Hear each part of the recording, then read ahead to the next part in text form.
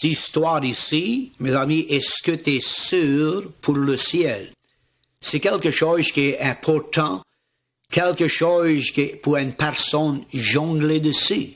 Dans Jean 14, verset 3, Jésus a dit, « Je suis gone préparer une place pour vous.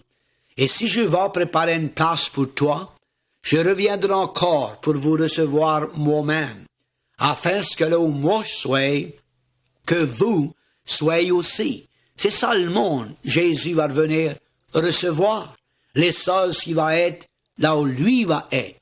Mais est-ce que toi, tu es sûr de le ciel? Vous connaissez, il y a du monde qui dit, ça ne connaît pas s'ils sont sauvés. Ça ne connaît pas s'ils sont sauvés et tu ne vas pas connaître avant, après tes morts. Ça va être trop tard, mes amis. La préparation devient avant la mort. Il n'y a pas un homme sur la terre qui est assez saint, qui est assez pur pour être capable de pardonner les péchés de quelqu'un. Il n'y a pas une personne sur la terre que Jésus a donné le privilège d'être capable d'établir le salut, d'être capable de pardonner tes péchés. Mes amis, autre que Jésus. C'est pour ça qu'il est mort sur la croix. C'est pas moi qui est mort. C'est pas ton ministre qui est mort. C'est le Fils de Dieu, le seul qu'il avait, qui est mort pour moi et pour vous, sur la croix du Calvaire. Est-ce que vous êtes sûr de le ciel? Vous connaissez un tas de monde qui croit que s'ils ne sont pas bien enseignés, que c'est leur ministre qui va payer pour, ou bien le père ou la mère va payer pour.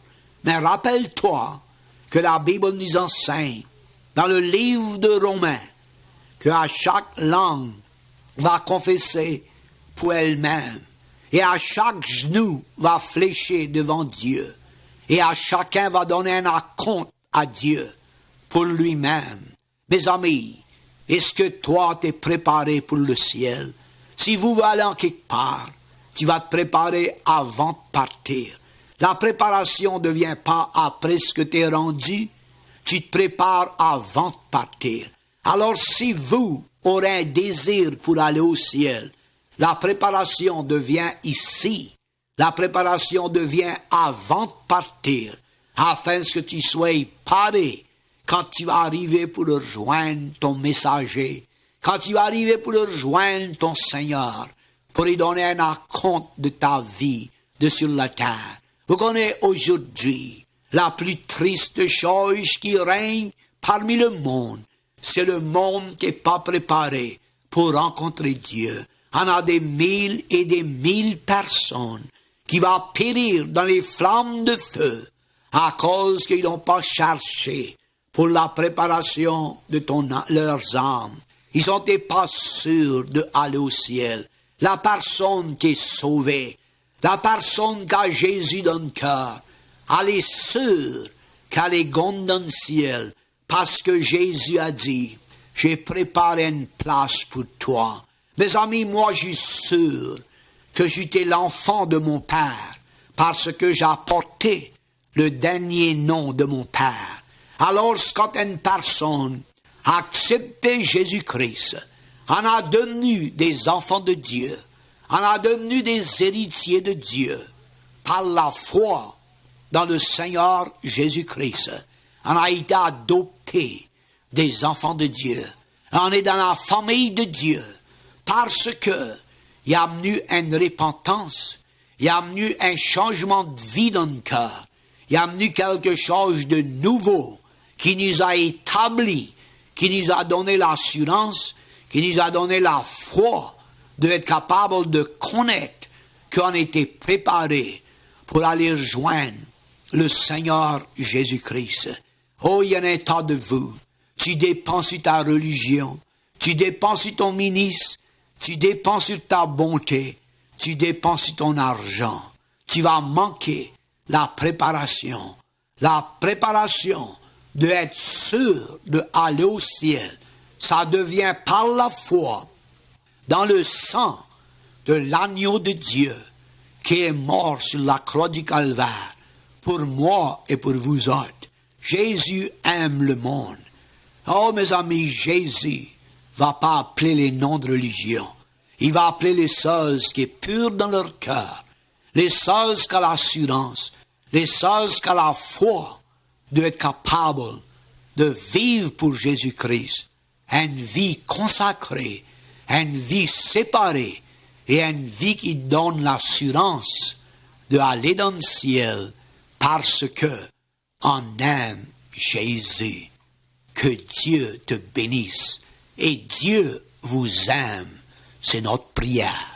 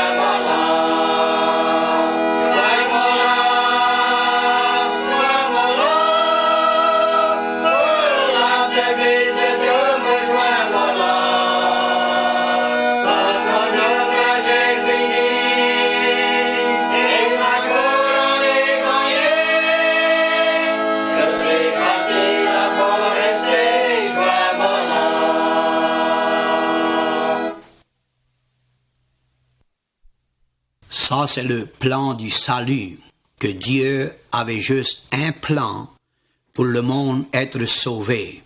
Il y a juste une manière pour être sauvé.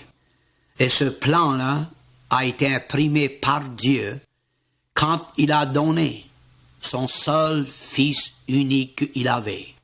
La Bible nous déclare dans Jean 3 et 16, « Car Dieu a tant aimé le monde.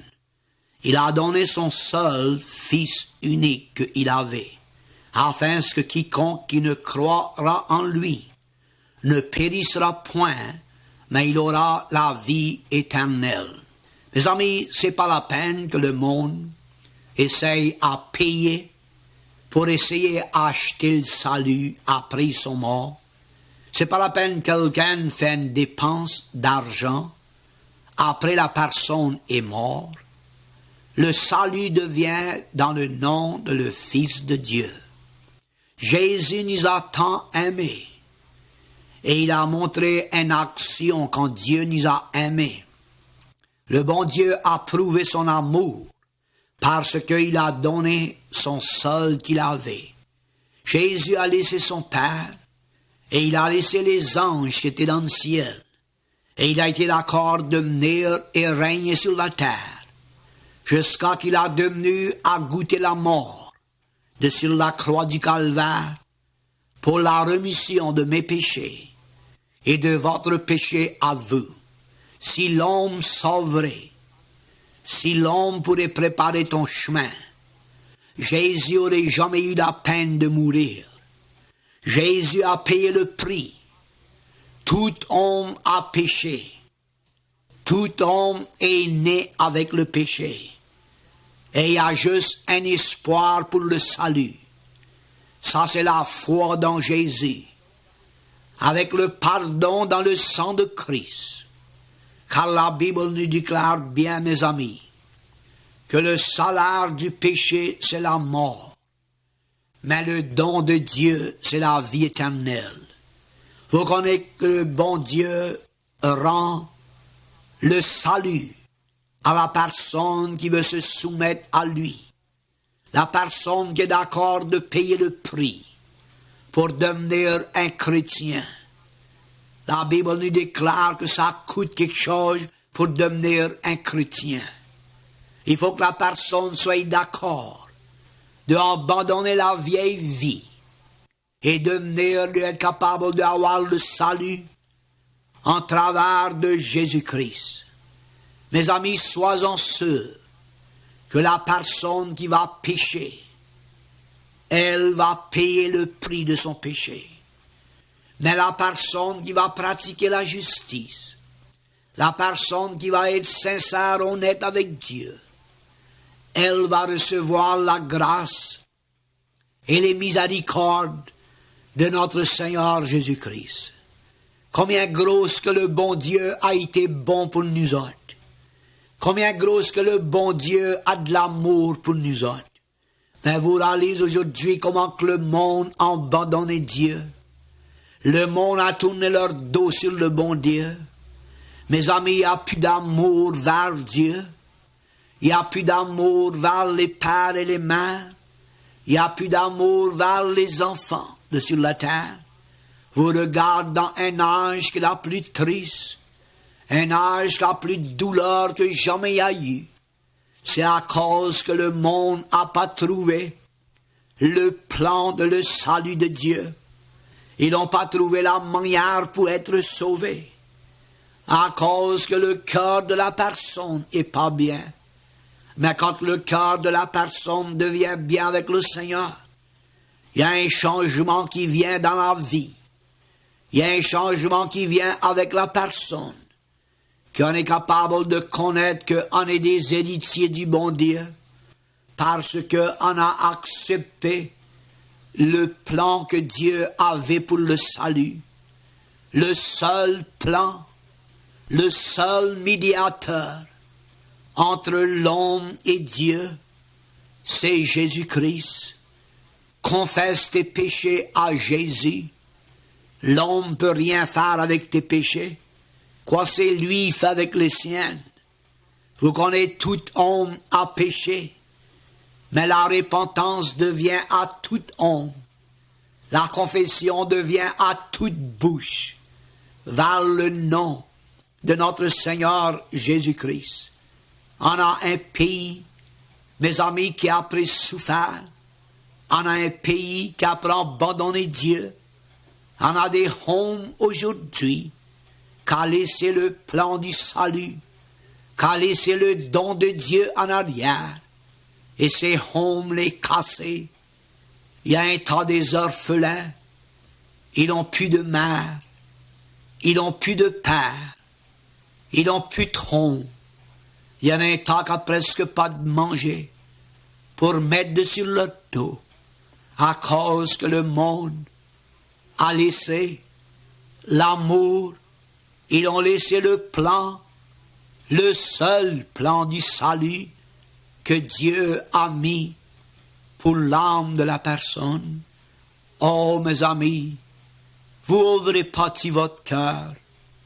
Vous accepterez pas ce don qui a été offert sur la croix, ce plan que Dieu a plané quand il a fait le plan de donner son seul fils afin que lui, il rachète les péchés de l'essence qui est perdue.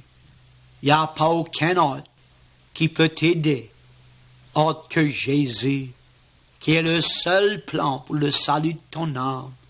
Accepte-le avant la mort, avant c'est trop tard. Prends le don de Dieu pour le salut de ton âme.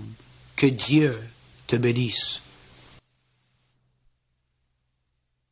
L'histoire qui nous donne de l'homme riche et Lazare dans la Bible, la parole du bon Dieu.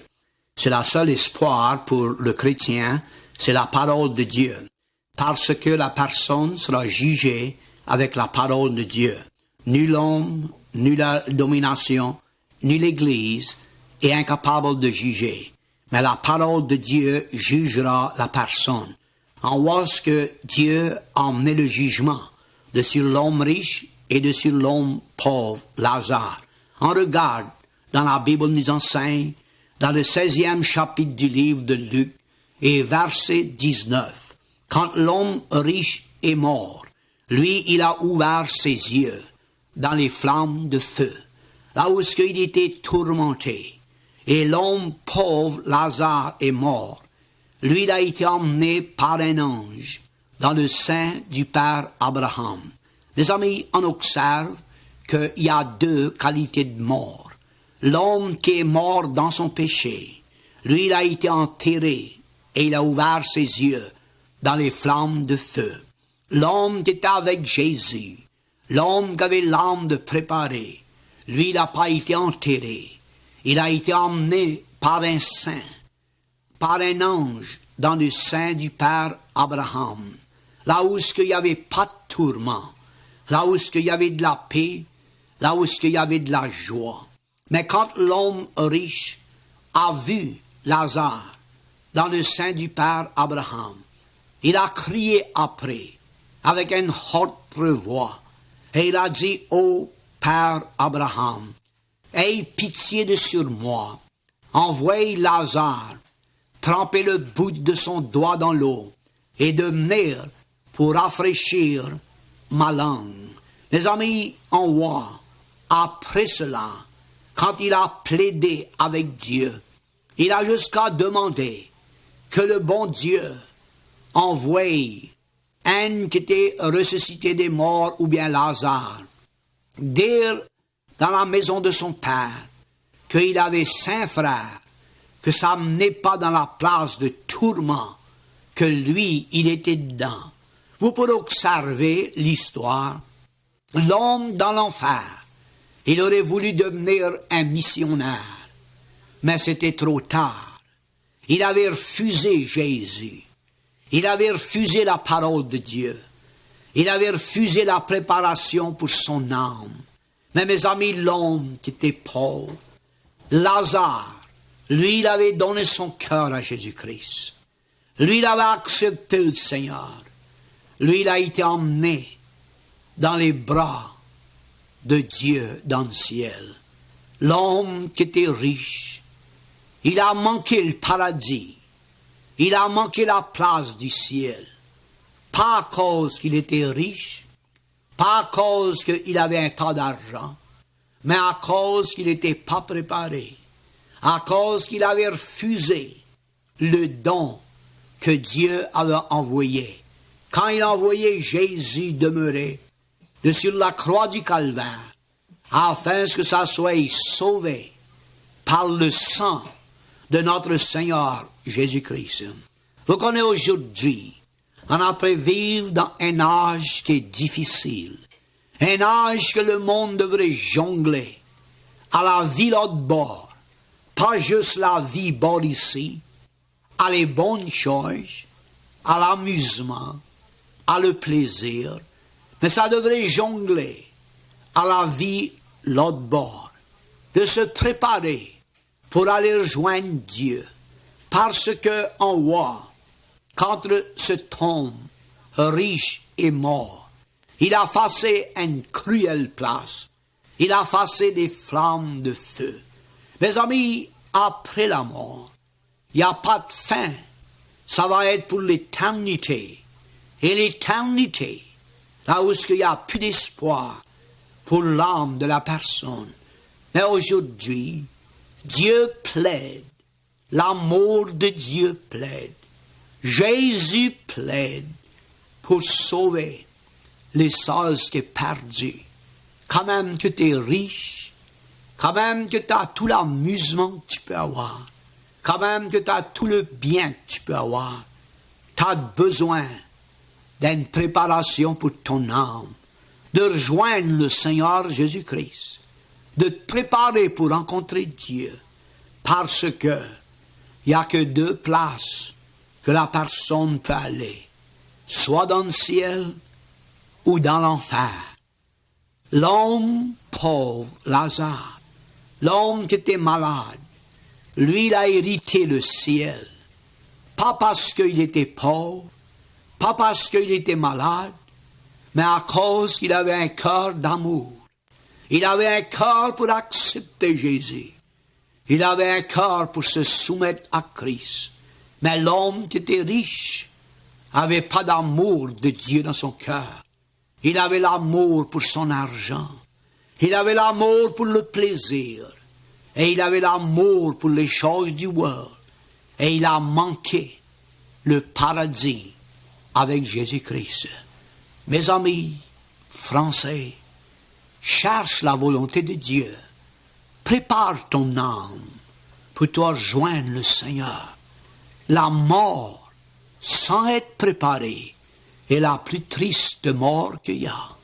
Mais la mort de quelqu'un qui est préparé, c'est une mort de joie et une mort de paix dans la gloire de Dieu.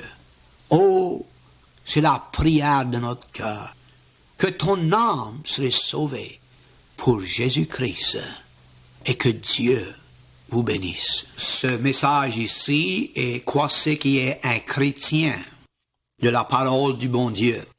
C'est difficilement à comprendre quand tu parles le mot de un chrétien. Un chrétien veut dire un suivant de Jésus-Christ. C'est pas un nom de domination, c'est pas un nom d'église, c'est pas un nom qu'une personne se donne. C'est un nom qui vient de Dieu. Après que la personne a accepté Jésus-Christ, que la personne a été née de nouveau, qu'il y a eu un changement dans le cœur de la personne. Mes amis, une religion ou une église va pas faire un chrétien avec toi. Un docteur, ton père ou ta mère, ou une éducation, va pas faire un chrétien avec toi. Ça prend le sang de Jésus. Ça prend une nouvelle naissance. Quand l'homme que t'appelles Nicodème, quand lui, il a devenu à Jésus, dans le 3e chapitre du livre de Jean, on regarde dans les premiers versets. Quand Nicodème a devenu à Jésus, c'était un homme qui était religieux, c'était un bon homme, c'était un homme qui avait un tas d'éducation, mais c'était un homme qui était perdu. On appelle ça religieux, mais perdu. Il y en a un tas de vous aujourd'hui, t'es beaucoup religieux, mais t'es perdu. Il y a un tas de monde qui veut pas manquer leur messe, ça veut pas manquer leur église, ça veut pas manquer leur prière, ça veut pas manquer d'aller à la maison de Dieu, mais ils sont perdus. Ils n'ont jamais été nés de nouveau. Ils n'ont jamais devenu un chrétien. Ils n'ont jamais devenu un enfant de Dieu par l'adoption de le sang de notre Seigneur Jésus-Christ. Mes amis, on voit combien important que c'est. Quoi c'est qu'est un chrétien? C'est pas une personne qui est religieuse, c'est une personne qui est sauvée. C'est une personne qui suit Jésus-Christ.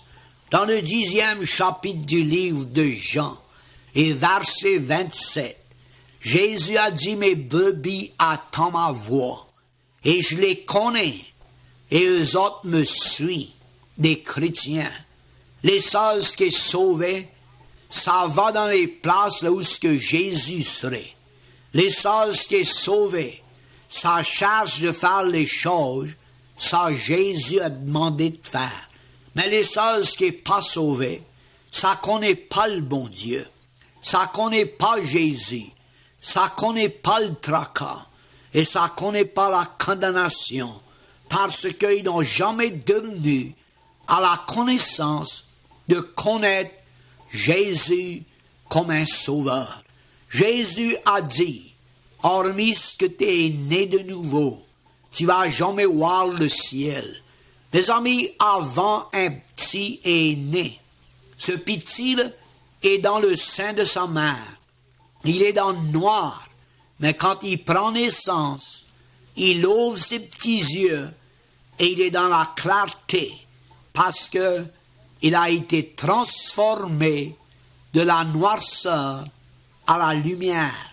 Alors le chrétien, avant tu trouves Jésus, avant tu es sauvé, tu es dans le noir, tu es aveugle, mais quand tu trouves Jésus-Christ, tu es passé de la mort à la vie et tu vois le bien et le mal à cause qu'on aime Jésus.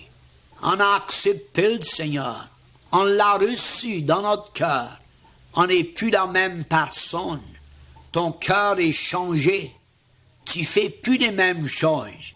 Quand moi j'ai été converti, mes amis, le bon Dieu a sauvé mon âme. Avant j'ai été sauvé, j'étais religieux, mais perdu. J'allais dans tout le plaisir du world, dans les buvettes, dans les gamberies, les danseries. J'étais aussi perdu comme un homme peut être. Mais quand j'ai trouvé Jésus, que j'ai devenu un chrétien, que j'ai été né de nouveau, il n'y a jamais personne qui m'a revu dans ces places-là, parce que j'ai été né de nouveau. J'ai devenu une nouvelle personne. J'ai trouvé le Seigneur. J'y ai donné mon cœur. J'y ai donné ma vie. Et lui, il m'a changé le désir de mon cœur. Et c'est bon d'être un chrétien. Ça paye d'être un chrétien. Si tu n'es pas un chrétien, tu misères, tu as des douleurs, tu as des souffrances, tu as des tristesses, tu as des dépits, tu as des ennuis, tu as du découragement. Mais le chrétien a la foi et l'amour d'en regarder vers son Seigneur pour les choses qu'il a besoin. Donne-y ton cœur, donne-y ton âme, accepte-les. Il t'aime, il voudrait changer ta vie. Que Dieu ait pitié et qu'il sauve ton âme. C'est ma prière.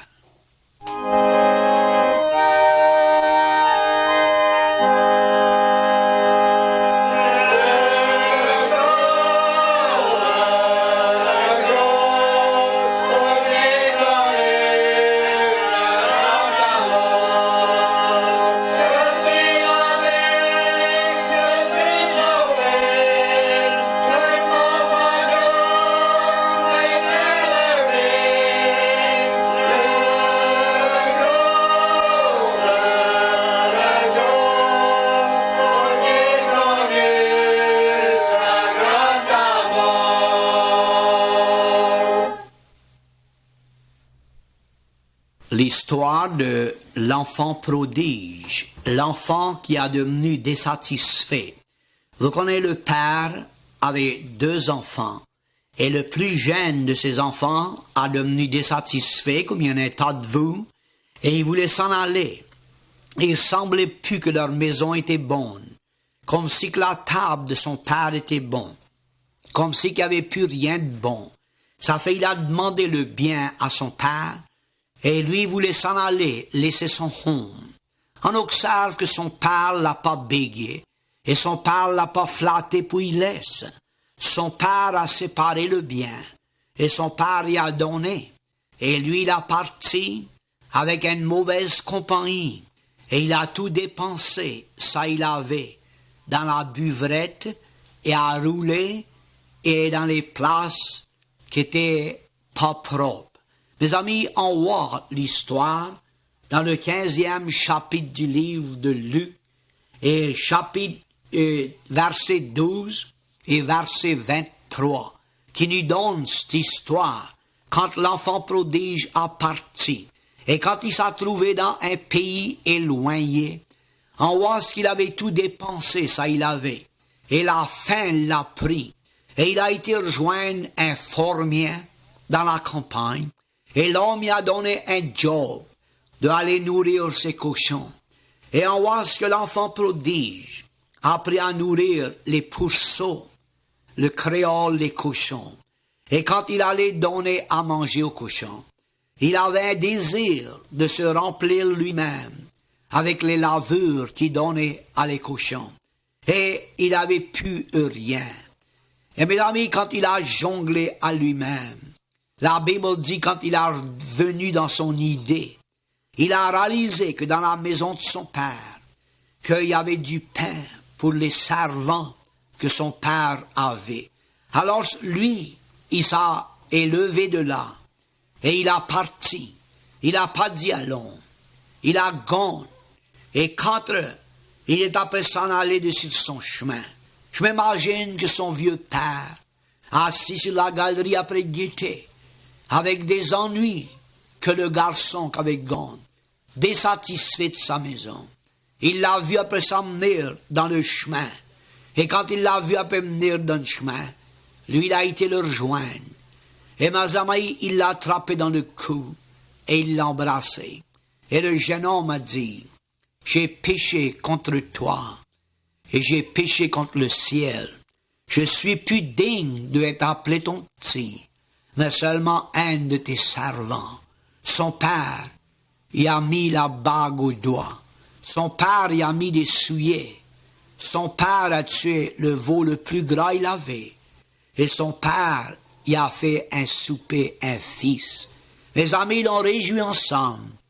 Parce que son père a dit, mon fils qui était perdu est retrouvé. Mon fils qui était mort, il est vivant. Oh, mes amis, combien il y en a de vous qui est mort après-midi? Combien il y en a de vous qui est perdu, qui ne connaît pas le Seigneur? T'es égaré de Dieu. T'as tourné le dos sur Dieu. T'as abandonné Dieu. T'as refusé l'appel de Dieu. Et mes amis, t'as parti, désatisfait. Le bon Dieu t'aime. Le bon Dieu voudrait t'habiller. Le bon Dieu voudrait sauver ton âme. Et le bon Dieu voudrait t'accepter avec lui. Oh, si vous ferez votre décision et réalisez que tu as péché contre Dieu et tu as péché contre le ciel et que tu te repentirais et accepter Jésus pour ton sauveur, avance que c'est trop tard. Dieu te bénisse.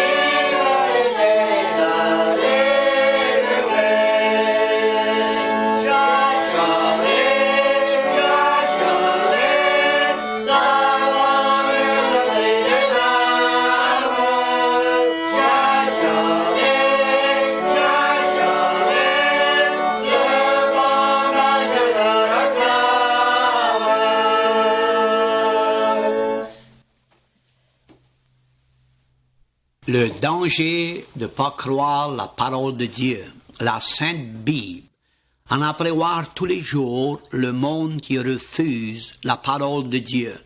Mes amis, Dieu est mort. Jésus a laissé un témoignage sur la terre pour nous autres être capables de comprendre, de suivre la parole du Seigneur Jésus-Christ. Vous connaissez aujourd'hui, il y a pas un tas de monde qui veut écouter la parole de Dieu. Le Seigneur nous demande, à moi et vous, de prêter notre oreille, de ouvrir notre oreille et de chercher pour la vérité, de chercher pour le Seigneur et de chercher pour la parole de Dieu. Vous allez la trouver. Il n'y a pas un autre livre qui a été écrit sur la terre comme la parole de Dieu. Vous pouvez aller dans n'importe quelle cour, là où il y a des juges, ils ont le livre de la parole de Dieu. La Sainte Bible, ça sermente dessus la Sainte Bible. Elle va jamais être détruite. Le Seigneur a dit, le ciel et la terre vont passer, mais jamais ma parole. Jamais ma parole. Mes amis, on regarde que Jésus a dit que la foi devenait par attendre la parole de Dieu. Vous connaissez un tas de vous. C'est pas drôle que tu n'as pas de foi. C'est parce que tu n'y attends pas. Tu as peur d'attendre la parole de Dieu. Tu as peur d'aller là où que la parole de Dieu est enseignée. La parole de Dieu t'enseigne le bon chemin. Elle t'enseigne la bonne vie. Elle t'enseigne la paix. Et elle t'enseigne la joie dans le cœur de la personne qui cherche le Seigneur Jésus-Christ. Oh, aujourd'hui, il y a un tas de monde qui est découragé. Il y en a de vous, souvent des fois, tu jongles pour laisser ton home, pour laisser le père et la mère. Et il y en a de vous qui jonglent pour se détruire à cause que tu n'as pas de paix dans le cœur. Tu n'as pas la joie de Dieu dans le cœur. Tu n'as pas les choses que Dieu a préparées pour toi. C'est à cause que tu n'as jamais essayé d'écouter la parole de Dieu. Tu n'as jamais essayé à chercher et faire quelqu'un te lire la parole de Dieu. Mes amis, aujourd'hui, vous réalisez que cette même parole, qu'elle va te juger un jour, quand tu vas venir devant le jugement de Dieu, la parole va être ouverte et le bon Dieu va te juger ton âme, accordant que tu as vie concernant cette parole et la manière tu as respecté cette parole et la manière tu as respecté le message de la parole de Dieu. Aujourd'hui, combien gros qu'il y en a de vous qui n'a pas de préparation. Tu ne connais pas même comment faire. Tu ne connais pas même quoi user pour être capable de te préparer pour rencontrer le Seigneur Jésus-Christ.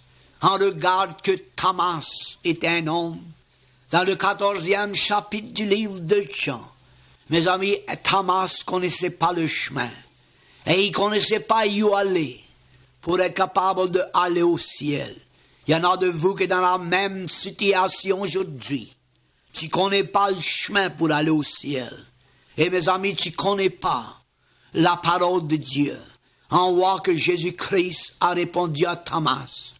Dans Jean 14, verset 6, il a dit, je suis le chemin, je suis la vie, et je suis la vérité. Et personne ne va venir au ciel, personne ne va venir à mon Père, hormis ce qui vient en travers de moi. Ni ta bonté, ni ton argent, ni ta religion, ni ton église. Le seul chemin, c'est Jésus, en travers de la foi dans la parole du Seigneur Jésus-Christ. Ouvre ton cœur, laisse la parole de Dieu entrer dedans et cache-les dans ton cœur pour témoigner pour le Seigneur Jésus-Christ. Parce qu'il t'aime, il t'a laissé le message, il t'a laissé une lettre. Et accepte-les, mes amis. C'est la seule espoir pour ton âme que ma prière. Que Dieu vous bénisse.